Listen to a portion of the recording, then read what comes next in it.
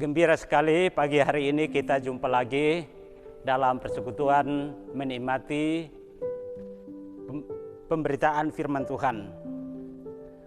Justru juga ketika kita berada dalam minggu peringatan pencurahan Roh Kudus, kita mengucap syukur bahwa kita semua diingatkan betapa Roh Kudus selalu datang dan hadir dalam kehidupan kita.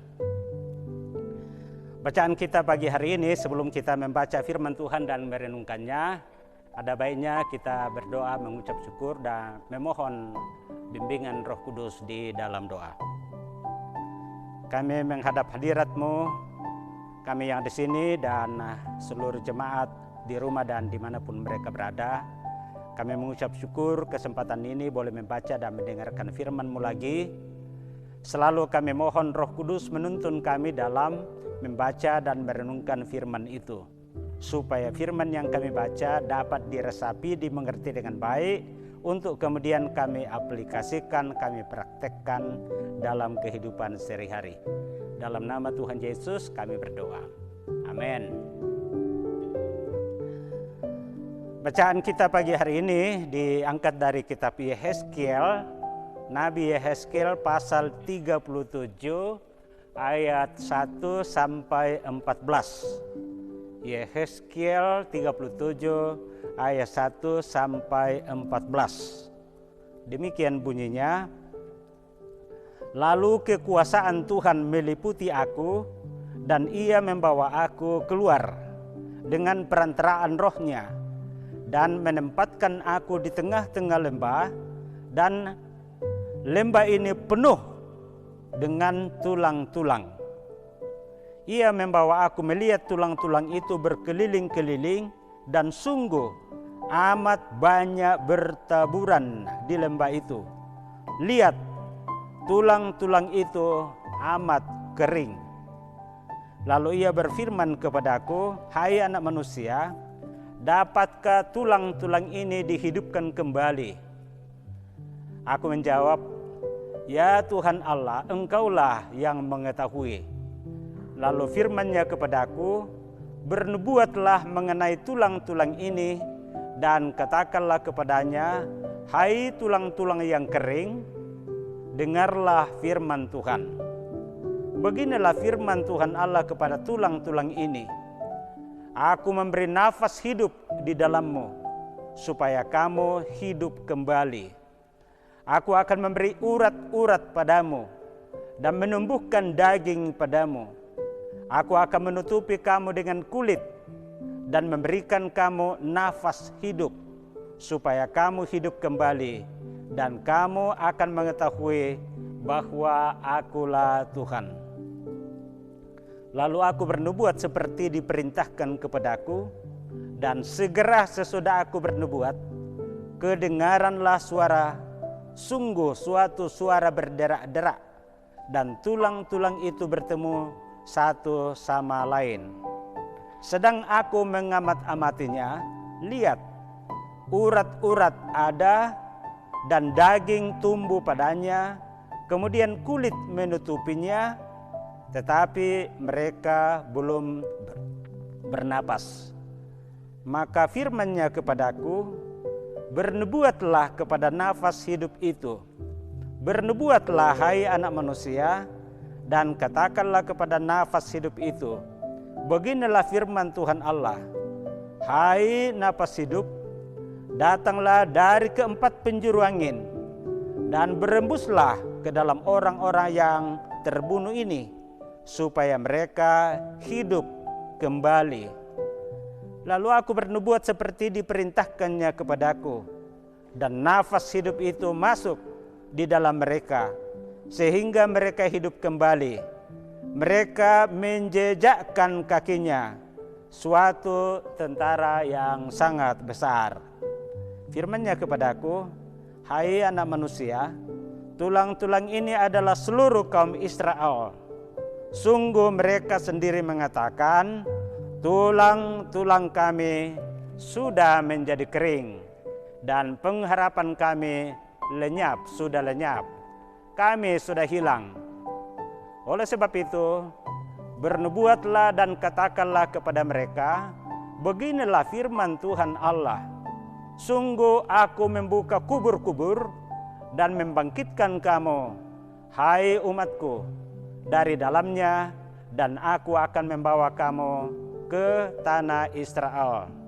Dan kamu akan mengetahui bahwa akulah Tuhan.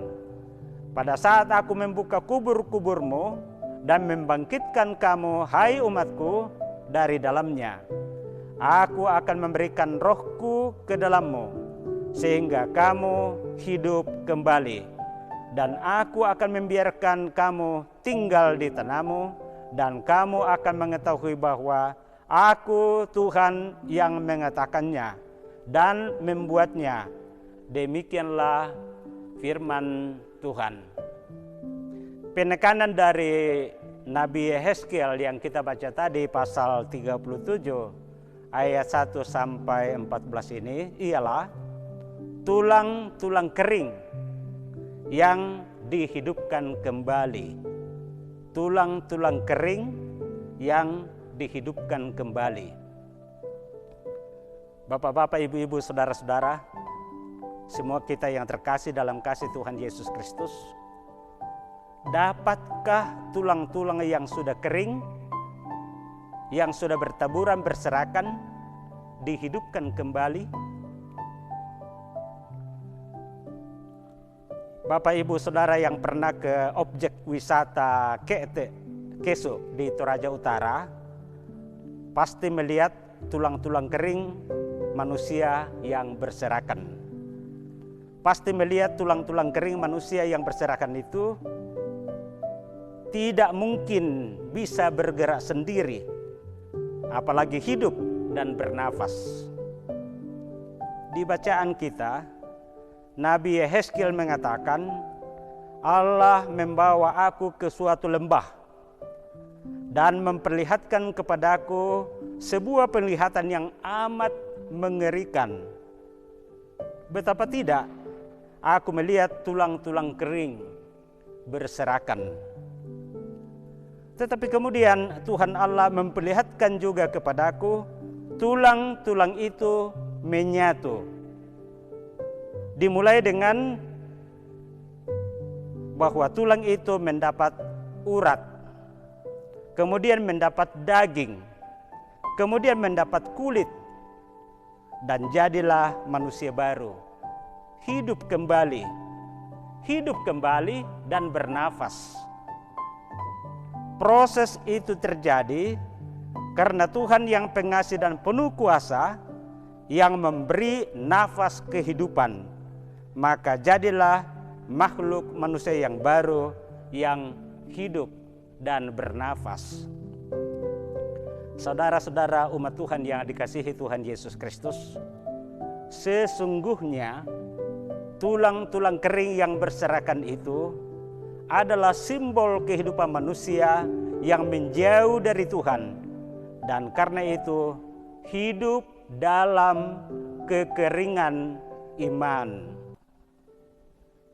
Tetapi oleh anugerah dari Tuhan di dalam Tuhan Yesus Kristus yang nampak dalam penglihatan nubuat Nabi Yehezkiel, yang memberikan rohnya kepada manusia sehingga manusia dapat hidup kembali. Di ayat 14 bacaan kita tadi mengatakan, aku memberikan rohku kepadamu, ketahuilah bahwa akulah Tuhan. Jadi memang tidak bisa jalan lain kecuali jalan anugerah Tuhan di dalam Tuhan Yesus Kristus, yang dapat memulihkan kehidupan yang sudah rusak menjadi kehidupan yang normal kembali. Saudara-saudara, adakah yang merasa mengalami kekeringan iman? Kita baru saja memperingati pencurahan Roh Kudus pada Minggu tanggal 23 kemarin. Buka dan berilah diri kita dituntun oleh Roh Tuhan. Roh Tuhan, Roh Kudus itu adalah penolong dan penghibur yang sejati. Roh Tuhan itu memberikan pengharapan baru bagi kita, karena di dalam Roh Tuhan yang mati pun dapat dibangkitkan. Jadi di dunia ini kita dapat memperoleh dan memiliki hidup yang baru di dalam Tuhan, sekaligus diberi pegangan pengharapan untuk kebangkitan yang berbahagia di sorga. Amin. Baik, kita syukuri firman Tuhan di dalam doa. Terima kasih Tuhan, justru pada minggu kami memperingati dan mensyukuri Roh-Mu yang dicurahkan ke dunia, dan kami pun mengalami peranan dan atau pentingnya kehadiran Roh Kudus dalam gereja, dalam kehidupan orang-orang percaya, dan itu juga berarti dalam kehidupan kami seorang demi seorang. Biar kami semua ini dapat selalu membuka diri agar Roh Kudus ada bersama dengan kami, menuntun, memelihara, menguatkan, dan menghiburkan, supaya dengan demikian jalan hidup kami senantiasa terarah dan tidak menjadi sesat. Terpujilah Engkau ya Tuhan, yang berkenan mengaruniakan Roh Kudus untuk membimbing, menyertai gereja, kami pun semua umat yang percaya. Dalam nama Tuhan Yesus kami berdoa. Amin.